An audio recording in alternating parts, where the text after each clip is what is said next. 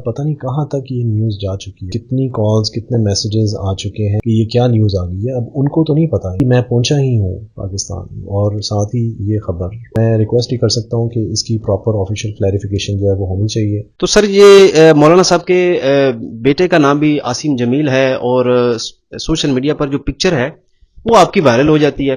اتنا بڑا port folio ہے مولانا صاحب کا، ایک بہت بڑی پیچھے مولانا صاحب کا ایک بیک گراؤنڈ ہے ان کے بیٹوں کا اور ان کے ساری چیزوں کا، تو آپ کی پکچر وائرل کیسے ہوگی؟ جی یہ تو جنہوں نے وائرل کیا ان کو پتہ ہونا چاہیے، مجھے تو اس بارے میں بالکل نہیں آئیڈیا، اور یہ بڑی ایک پریشانی والی بات ہے کہ اس طرح کسی کی پکچر وائرل کر دینا اور غلط میسج دینا. سو مجھے بالکل آئیڈیا نہیں ہے اس بارے میں کہ یہ کیسے انہوں نے کیا. تو آپ کے کوئی سوشل میڈیا اکاؤنٹس وغیرہ بنے ہوئے تھے، وہاں سے اٹھائے لوگوں نے؟ کیونکہ ہوتا یہ ہے کہ سوشل میڈیا پہ لوگ اپنی پکچر پوسٹ کرتے ہیں تو وہ لوگوں تک پہنچتی ہے.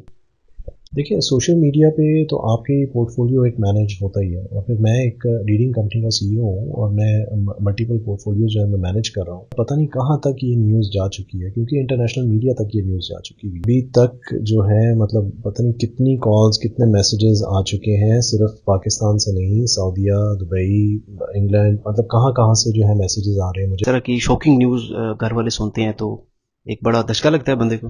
دیکھیں ڈیفینیٹلی ایک بڑی پینک نیوز تھی، اور جس میں نے بتایا کہ یہ میں فلائٹ میں تھا اور میں جب پہنچا ہوں میرا موبائل بھی بند تھا، نیٹ بھی اویلیبل نہیں تھا.